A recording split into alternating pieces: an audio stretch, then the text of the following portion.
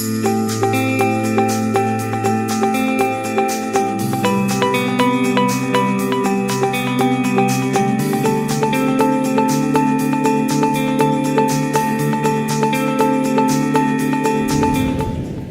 gentleman named Richard Miles, that we will feature next, was falsely identified as a murder suspect that resulted in his conviction at the age of 19. October of 2009, Richard left the Department of Criminal Justice in Texas, a 15-year journey, which seemed to be coming to a close, walking out of that prison as a free man, but not fully exonerated. Richard is known and is documented in books to be the first non-DNA conviction without confession. It would take the Court of Appeals 2.5 years after he was released from the Texas Department of Criminal Justice to be fully exonerated.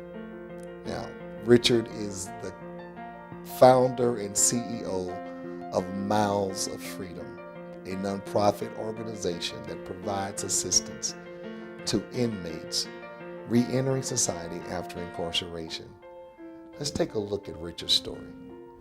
My name is Richard Miles. I'm born and raised in Dallas, Texas. I'm now been married 4 years to LaToya Miles. I have a 2-year-old daughter named Raylan Grace Miles, and I'm also the founder, president, and CEO of Miles of Freedom, which we've been working to provide holistic services for areas and individuals impacted by incarceration since 2012.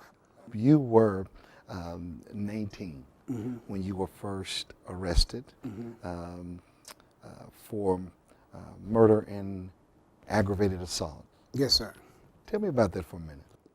At 19, you really don't even know, you don't have the ability to process information. You just experience a lot of stuff. And so for me, I didn't have the capacity to process what was going on. So I had to really like feel my way through what was happening. And so the fact that I was arrested, but growing up, my dad would always tell me, and we believed in the criminal justice system. We didn't grow up in a household where it was the police officers are bad. We grew up in a time and an environment where the police officer was your friend. That's who you go to if you're in danger. And so I was still trying to get my mind wrapped around my friend violating me, more so than anything. What do you mean? The criminal justice system. Okay. As you related to your friend. As I related, yes, the criminal justice system. The people you're supposed to trust in. The trust, okay. That individual, that entity that you was grew up in, that this is going to be. Supposed to make you safe. Right, this is what makes you safe, but now what made me safe has violated me. And so how do I process that, And then for the authority to say that my story wasn't true, now it's like, who is the enemy? I got locked up May 15, 1994. I went to jury trial August of 1995. And I was found guilty of murder and attempted murder. It was a 6-day jury trial. They opened up special court on a Saturday. They gave me 40 years for murder and 20 years for attempted murder. Wow. All the evidence presented, it was 10 witnesses. 9 of them said I wasn't the shooter. The description of the shooter was 6'2", 6'4", real dark complected, had white shirts and shorts. I was 5'7", light skinned, had on white shirts and a pair of pants. The guy that was shot testified that I didn't look like the shooter.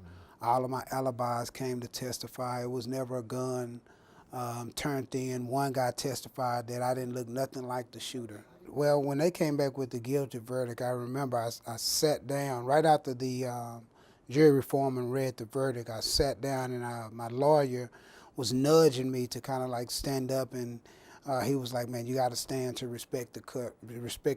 You have to respect the judge." And with me, it was like, how can I respect an entity that did not respect me? But because I was under the authority of someone greater than me, I had to humble myself and submit to that authority.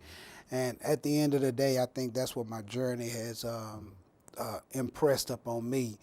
Regardless of how uncomfortable it is, we're all up under a system of authority. Tell me what it was like the day you walked into, quote, prison.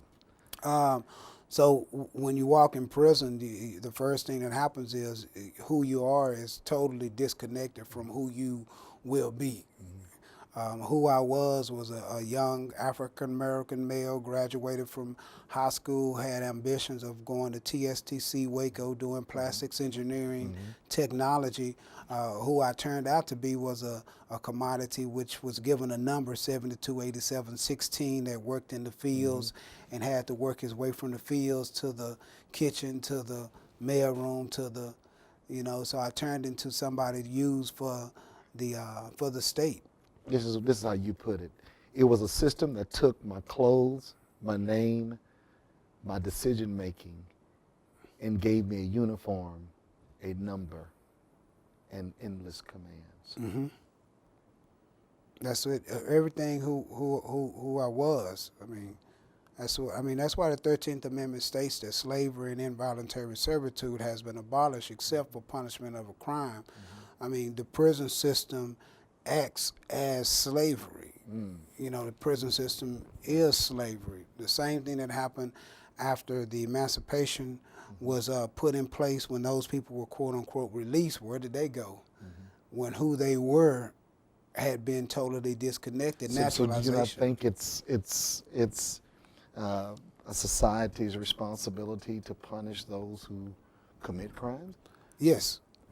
Yes. And so society has a responsibility to place those who actually commit crimes under some sense of punishment, or to say, hey, you did this, and we have a right to respond to that as a society, to put you away or make your life as miserable as you made someone else's life. I wouldn't say it's miserable. I would say that society has a responsibility to assist in the rehabilitation. But is that really reality here? No, it's not reality.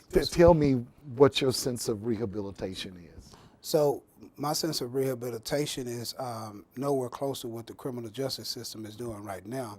My sense of rehabilitation is while people will commit a crime, it's incumbent upon us as taxpayers to hold the criminal justice system accountable when we put them in their care.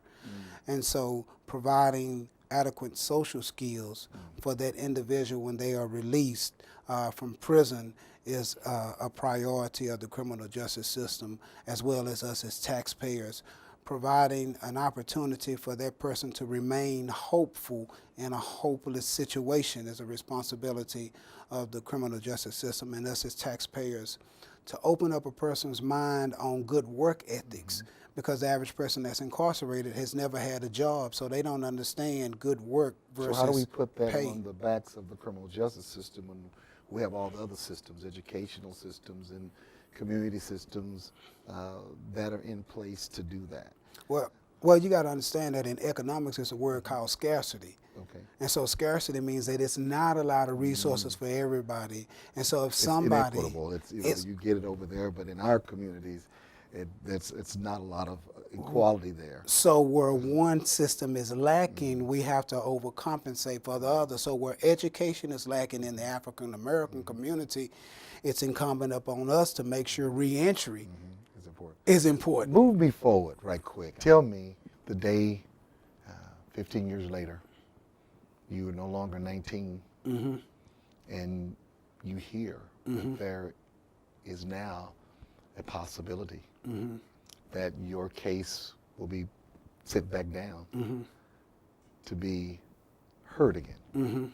Tell me where you were, what you were thinking, and what was that experience? I remember I'm in the cell, and it's on lockdown, and I get some mail from the law library, and it's a big box. And I pull it in Centurion Ministries. This had been a 10-year dialogue on paper. And I open up this box, and it's my transcripts. So that's something that we didn't have the money to pay for.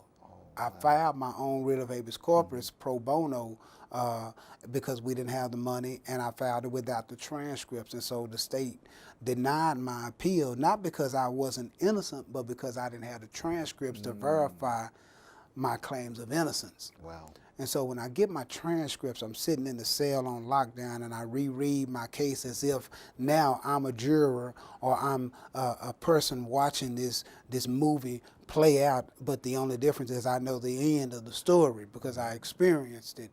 And I didn't get a lot of information from it, but I began to open up the police reports. And in the police reports is when I come across this documented that months before I went to jury trial, a woman calls in and say, man, my boyfriend has been bragging about killing one person and shooting another person. And so I don't know who you guys have locked up, but he killed them last year at Bachman Lake. And that wasn't this was given never to your brought, attorneys? No, but they had it before I went to jury trial. Wow. And I flipped through it again and I see another suspect who the people that was wounded and killed, they had assault charges on them because they had just beat up a guy and pulled a shotgun on him. But in jury trial, there are the college students, there are the cream of the crop, and I was the monster, the drug dealer, the menace to society. That's how I was depicted. But this evidence wasn't turned over in jury trial. So I'm coming across all this evidence that was in the police reports that they could have had before jury trial, and I know that this is exculpatory evidence at this point in time. Now, I wrote Centurion, and I was like, hey man, this is the key.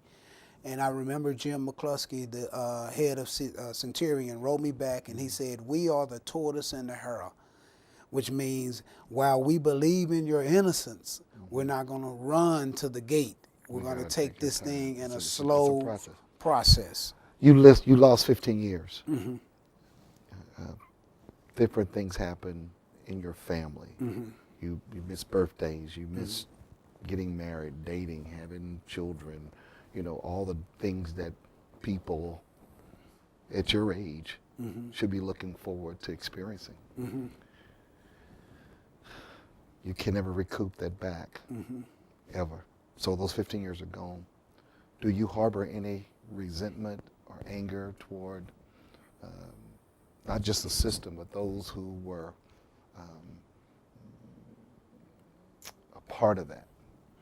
I don't harbor any anger.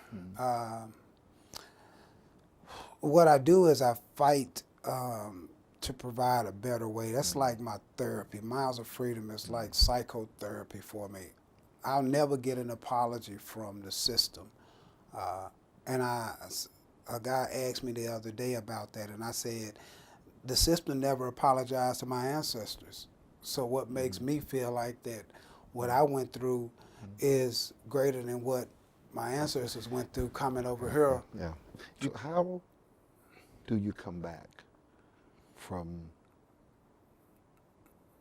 such a deplorable 15 years? Well, when I got locked up, I think the answer is I asked God, I said, man, if you're true, the story of Joseph, I said, man, I ask that you manifest yourself in the story of Joseph. Because, in some people's eyes, I don't care what happened, you're still a criminal, convicted, ex-offender, whatever. But in your eyes, you have to see yourself as a whole man. Yeah, it's who do you accept your identity from? Do I accept my identity from people outside of me, or do I accept my identity from the one who created me? Yes, I really appreciate you taking a moment to share your very, very important story. Yes, sir. With our audience, and especially with me. And I hope people get out of this. There are humans. Yes, sir. Behind the walls. Yes, sir. That have lives and stories. Yes, sir. Thank you so much. Well, thank you. I appreciate you.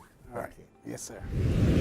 According to the Innocence Project, improper forensic science is the leading cause to wrongful convictions. Now, too often, forensics experts provide speculative opinions when they testify, sometimes using forensic techniques that are questionable.